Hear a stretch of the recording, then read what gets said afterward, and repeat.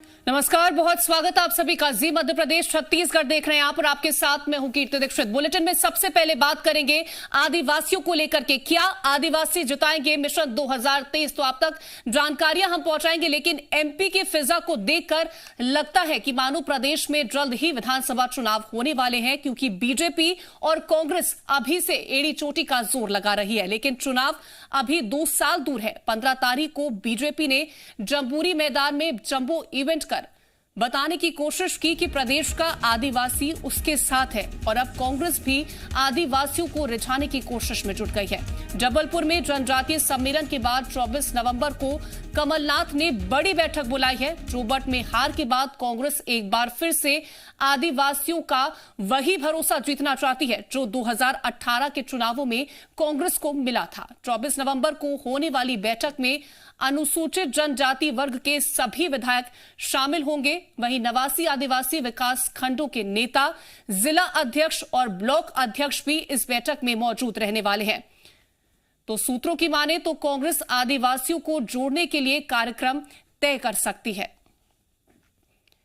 तो जानकारी आप तक पहुंचा दें, 24 नवंबर को एक बड़ी बैठक बुलाई गई है कांग्रेस की तरफ से, जहां पर आदिवासियों को दोबारा जुटाने की कोशिश कांग्रेस की तरफ से की जा सकती है। अनुसूचित जनजाति वर्ग के तमाम नेताओं को बुलाया गया है। 89 आदिवासी विकास खंडों के नेताओं, अध्यक्षों को भी शामिल किया जाएगा। तो बैठक में तैयार होंगे आदिवासियों को जोड़ने के कार्यक्रम। तो बीते दिनों जिस तरह से 15 नवंबर को बीजेपी की तरफ से जम्बूरी मैदान में एक जंबो इवेंट किया गया, जहां पर प्रदेश के आदिवासी उसके साथ हैं, बीजेपी के साथ हैं, ये बताने की कोशिश भी बीजेपी की तरफ से की गई है। वहीं अब कांग्रेस की तरफ से भी आदिवासियों को रिझाने की कोशिश की जा रही है, जिसके चलते 24 नवंबर को एक बैठक बुलाई गई है, जिसमें कार्यक्रम तय किए जाएंगे कि आखिरकार आदिवासियों को किस तरह से जोड़ा जाए।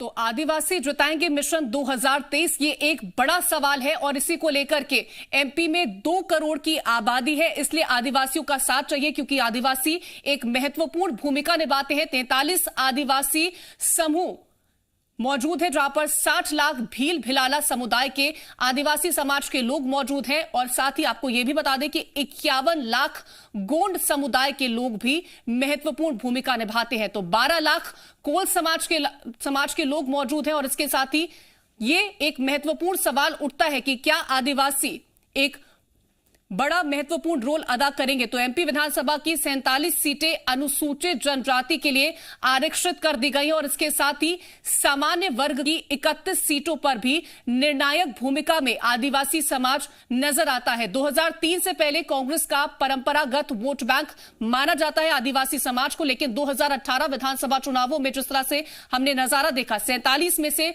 16 सीटें बीजेपी को मिली थी, जिसके बाद से लगातार कोशिशें बीजेपी हो या कांग्रेस, दोनों पार्टियों की तरफ से की जा रही है आदिवासी समाज को अपनी तरफ खींचने की। और इसी को ध्यान में रखते हुए 15 नवंबर को भी जम्बूरी मैदान में एक जंबो इवेंट देखने को मिला था। तो आदिवासियों को रिझाने की कोशिश में लगातार दोनों पार्टियां दिखाई दे रही हैं।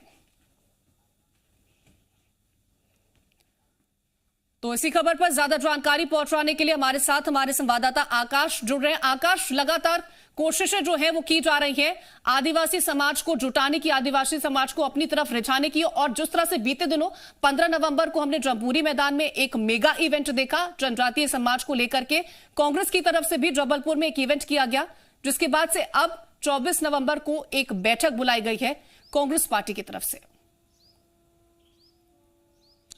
बिल्कुल कीर्ति, देखिए मध्य प्रदेश की सियासत के लिहाज से आदिवासी बहुत महत्वपूर्ण है, इसलिए राजनीतिक पार्टियां हमेशा से ही आदिवासी वर्ग को साधने की कोशिश करती रही हैं। हमने देखा कि 15 नवंबर को बिरसा मुंडा की जयंती पर जनजातीय गौरव दिवस मध्य प्रदेश में मनाया गया। करीब 1.25 लाख आदिवासी इस कार्यक्रम में शामिल हुए। प्रधानमंत्री खुद भोपाल पहुंचे। इसके बाद अब कांग्रेस ने तैयारी की है कि आदिवासियों को कैसे रिझाया जाए। इसी को लेकर 24 नवंबर को प्रदेश अध्यक्ष कमलनाथ ने एक बड़ी बैठक बुलाई है। 89 आदिवासी विकास खंडों से जुड़े हुए सभी पदाधिकारियों को इस बैठक में बुलाया गया। साथ ही अनुसूचित जनजाति के जो विधायक हैं कांग्रेस पार्टी के, उनको भी इस बैठक में बुलाया गया और ये रणनीति तैयार की जाएगी कि किस तरह से कांग्रेस के साथ आदिवासियों को जोड़कर रखा जाए, क्योंकि आदिवासी पहले कांग्रेस का परंपरागत वोट बैंक माने जाते थे, परंपरागत वोटर्स थे। 2018 के चुनाव में भी यही देखने को मिला कि कमलनाथ की सरकार जब बनी मध्य प्रदेश में तो आदिवासी बाहुल्य सीटों पर कांग्रेस का अच्छा मत देखा गया, कांग्रेस के पाले में अच्छा मतदान हुआ और यही कारण रहा कि 2018 में लंबे समय बाद कांग्रेस की सरकार मध्य प्रदेश में बनी। इसके बाद कमलनाथ कई सारी योजनाएं आदिवासियों को लेकर आए, लेकिन 1.5 साल के अंदर ही ये कांग्रेस की सरकार सिमट कर रह गई, सरकार गिर गई। इसके बाद एक बार फिर से, क्योंकि 2023 में विधानसभा चुनाव होना है, ऐसे में आदिवासियों को पहले से ही साधने की कवायद तेज हो गई है। इसके साथ ही पंचायत चुनाव और निकाय चुनाव भी सामने हैं।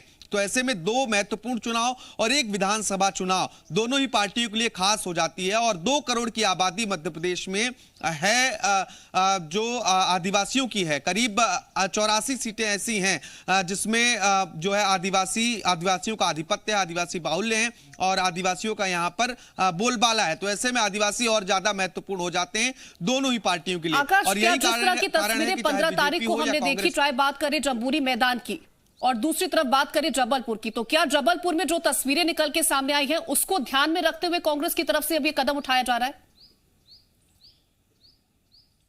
बिल्कुल, देखिए जबलपुर में कांग्रेस का मेगा इवेंट था, लेकिन जम्बूरी मैदान के जंबो इवेंट के चलते ये इवेंट कुछ खास नहीं कर पाया और यही कारण है कि उसमें खुद 2 पूर्व मुख्यमंत्री कांग्रेस के मौजूद थे। इसके बावजूद कुर्सियां खाली रहीं, बीजेपी ने इस पर तंज भी कसा। तो अब कांग्रेस ने यह एहसास किया है, यह महसूस किया है कि आदिवासियों को अब एक बार फिर से पार्टी की विचारधारा से जोड़ा जाए और उन्हें जिन योजनाओं को कमलनाथ ने अपनी सरकार के दौरान लेकर आए थे उन योजनाओं के बारे में बताया जाए। और यही कारण है कि आने वाले समय में एक बड़ी बैठक कांग्रेस की ओर से आयोजित की जाने वाली है। इसमें रणनीति तैयार की जाएगी कि किस तरह से आदिवासियों को अपने साथ बनाए रखना है और इन योजनाओं को कांग्रेस की जो रही हैं उन्हें बताया जाएगा कि कमलनाथ और कांग्रेस की सरकार ने अब तक इनके लिए क्या क्या किया, ताकि जो आदिवासी वोटर्स हैं वो कांग्रेस से जो छिटक रहे हैं उन्हें अब मजबूती के साथ कांग्रेस के साथ बनाए रखने की रणनीति जो पार्टी के पदाधिकारी बुलाए जा रहे हैं उन्हें दी जाएगी। तो साथ ही जो विधायक जो